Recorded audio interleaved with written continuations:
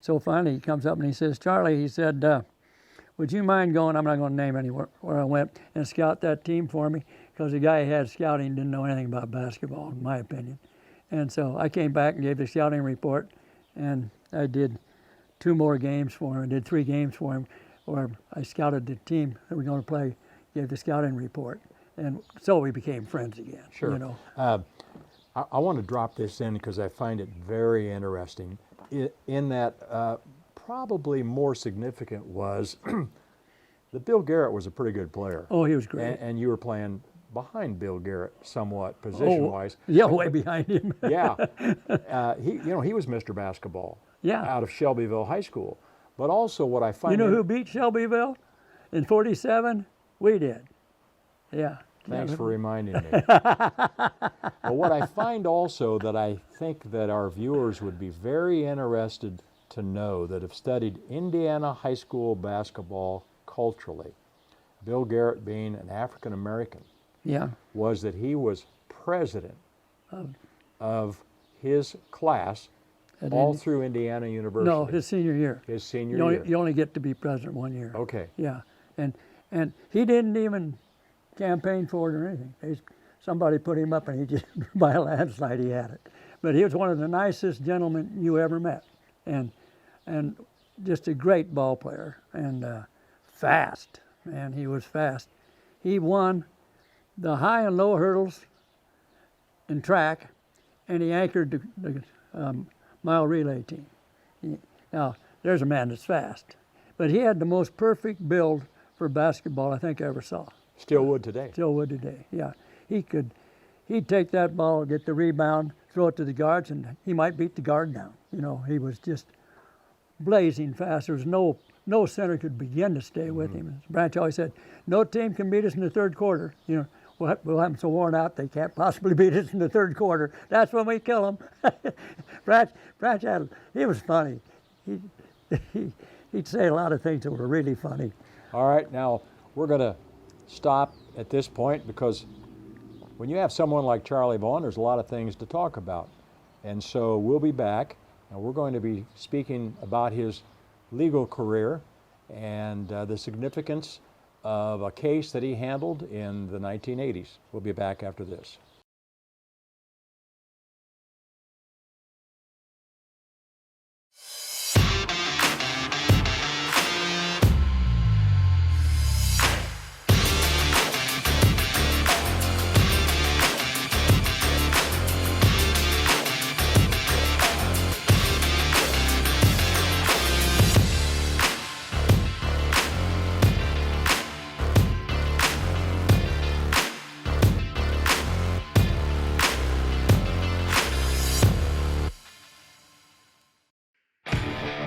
Thomas Phoenix Lawn and Garden is your local Husqvarna dealer.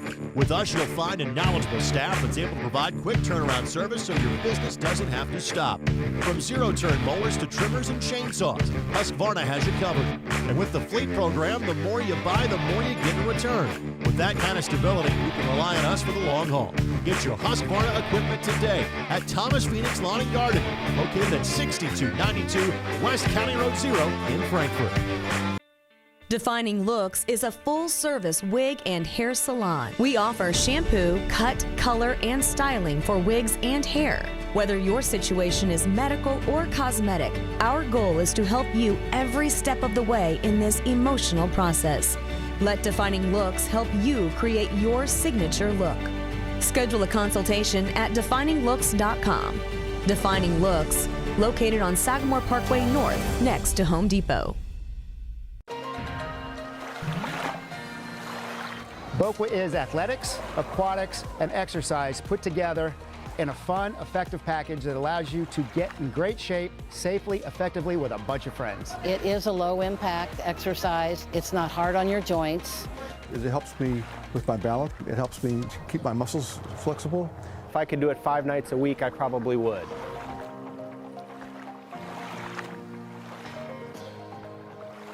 Arthur will line it up with a right-footed sidewinder with a half a minute remaining in overtime. A header, a shot, and a goal! Oh my goodness, a buzzer beater. To Bailey Arthur, cross on the plate of number 7, Robbie Capehart. 28 seconds remaining in the second overtime. And the Maroon and Gold take a 1-0 lead. What a shot. Unbelievable play. Just a slip head to the far post, just caught Allen off guard. Comes to the near post. And, you know, we're talking about a buzzer beater here. Just comes in, this near post, absolutely unbelievable. Just couldn't quite, the designs just couldn't quite get the mark on it. Fantastic finish. Fourth goal of the season for Beats the Cape Park, defender. Coach. Beats the defender near post, gets to the ball first, one touch, and that is going to be the ball game. We are down now. Unbelievable. Down. I've always liked Indianapolis. I've been interested in the bigger city life. The community and everything fell into place. With my degree, I plan on becoming a pediatric nurse. Indianapolis has several hospitals and different options to choose from as to where I should go. I chose Indianapolis because I love the Pacers, I love the Colts, and this is a basketball city. Just wanted to stay in the city, play in front of my friends and family, and try to give Marion my best.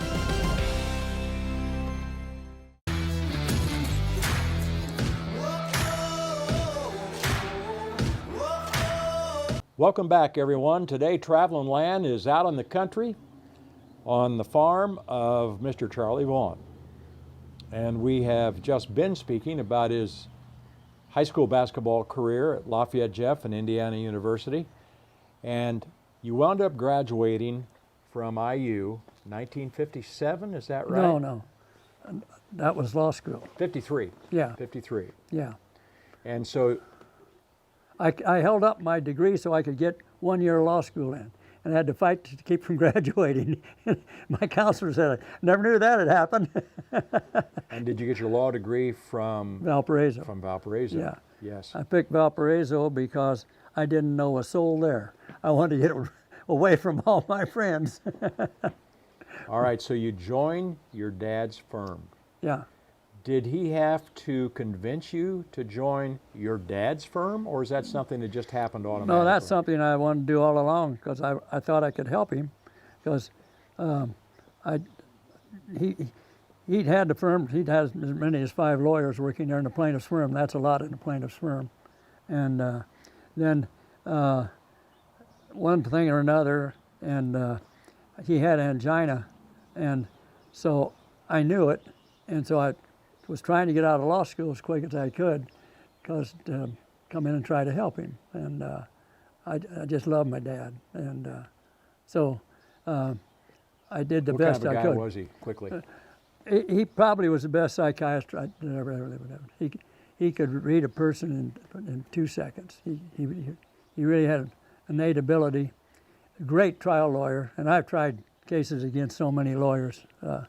It's incredible, but he was as thorough and he was very quick, never missed anything. He taught me everything what not to do in the courtroom. Boy, that was priceless. And I got to, when I was summers, I'd always work in the office if I could get off, at those times. And so you were so interested, you were very astute. You were really listening to him. Yeah, oh yeah. He impressed you. Very much, very much. And he'd talk about the cases when we'd be driving, I'd ride with him, and now I'm going to do a neurosurgeon, you're going to cross-examine him, and he'd tell me what he wanted to try to get out of him. Now, see how good I do. see if I screw. See if he you wanted think, you to evaluate. Yeah. See, what did you think of it?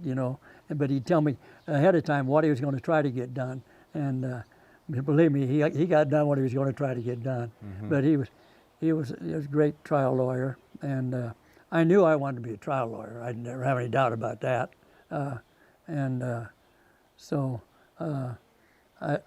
everything I learned from him, and then on my own, I just had to go against so many different kinds of lawyers, and I had such a caseload. When he died. Did he die fairly young? 69. That's young. Yeah. And but I only got to practice 2 years with him, so it wasn't like I had a lot of time. And so suddenly you were the senior member. I'm the only member. I'm alone. There's nobody in the firm but me, and I got 4 secretaries.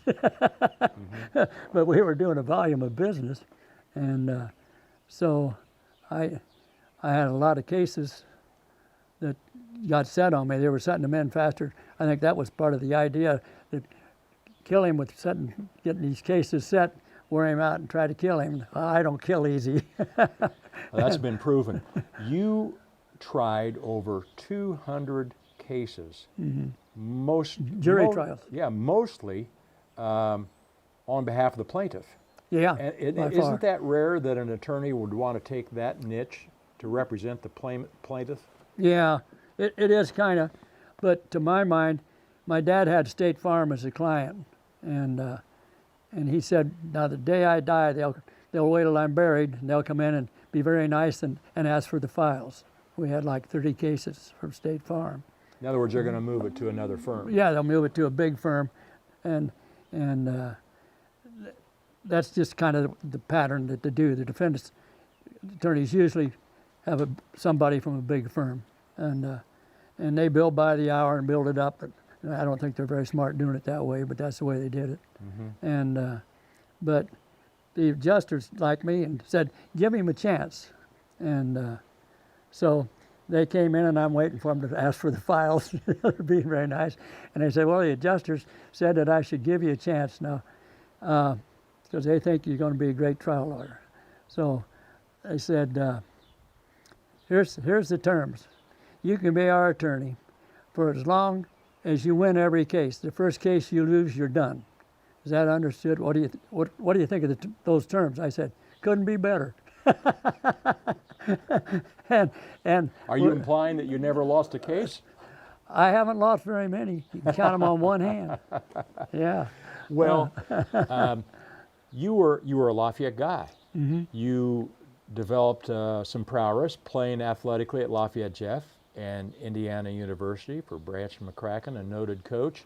Then you became an attorney in Greater Lafayette, so you became very well known. Your persona kind of preceded you throughout Greater Lafayette. You have a outgoing personality, a great Maybe. smile. I don't know whether you're good or bad. As you're showing right now.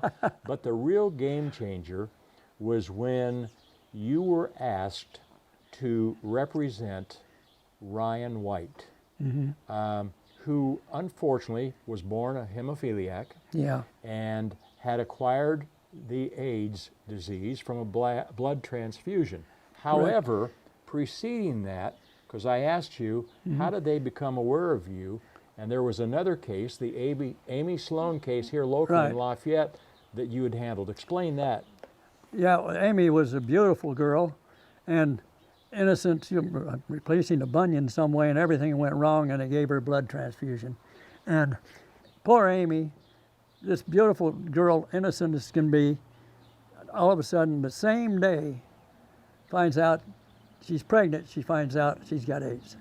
Now, how's that for a double shot? You know, just terrible. And so I became very interested in her case, so I started doing my research on. And she came in by herself to speak to you, didn't she? The way as I recall it, by herself. Yeah, Amy was a forceful girl, and she just was dealt a really bad hand, and so I got into that case. So I started building my file on AIDS and finding out how's this what's happening here, because how come these people are getting AIDS just because they're hemophilic?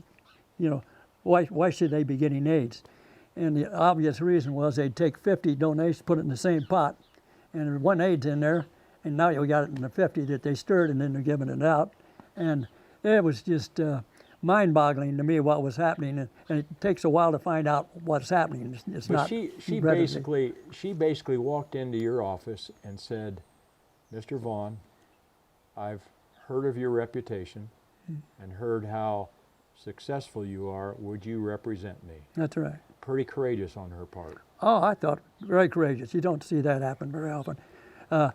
Just on her own does it, comes in. She was a courageous girl. Did she make some demands of you? You mentioned in a conversation that we had last week that she pretty much said, "Can you win this case on my behalf?" Yeah, she did. She said, "Can you guarantee me you're going to take care of my family? We're going to win this case, and my family will be taken care of. And I said, no, I can't guarantee it, but I said, I'll promise you this, I'll try as long and as hard as I can.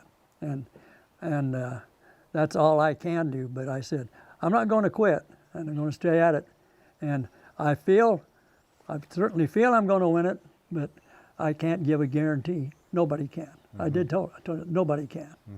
Because you're going to go in front of a jury eventually, you think. I mean, as it turned out, when I finally I never was able to do it while she was alive. But after her case was settled out of court after she had passed away. That's right. And I got it settled after she passed away with what I thought was a nice recovery for her. And the thing that I remember doing most for her was, at the time I called the Indiana Health Department and talked to the head man and said, you know, you've got to help this girl. She has no money, and she's been dealt the worst hand of cards I ever saw, and she's got to have some help, and you've got to give her a job. And nobody could be better to meet with different groups and talk about AIDS and what can happen. And she could be the best spokesman for you you'll ever have. So he eventually did that. She actually appeared on the Geraldo Rivera program, as I recall. That was earlier. Yeah, okay. That was earlier. So he came down and interviewed her, but this was later, and her husband was working in a supermarket, but they had bills and problems, you know, and so they gave her a job, and she did go around and talk to people, and did an excellent job, and so that helped financially. It helped them get by. Getting a little bit serious here, but I want to ask you two questions. The first question is, before she passed away, did she have the opportunity to thank Charlie Vaughn? No, but she didn't need to. She knew I was working as hard as I could, and I knew she appreciated it. I know she had great faith in me. I could tell that, you know, a lawyer can tell, that, you know, and... Tell us about the child that she wound up having, who's led a nice life. Number one, he was born without AIDS, and the CDC did come up at the delivery. They were there when it happened, and they do their test on different things, creating a history on AIDS is what they were doing. Son or daughter? A son. She had a son, and the sweet thing about that is he grew up doing well, and he's a lawyer.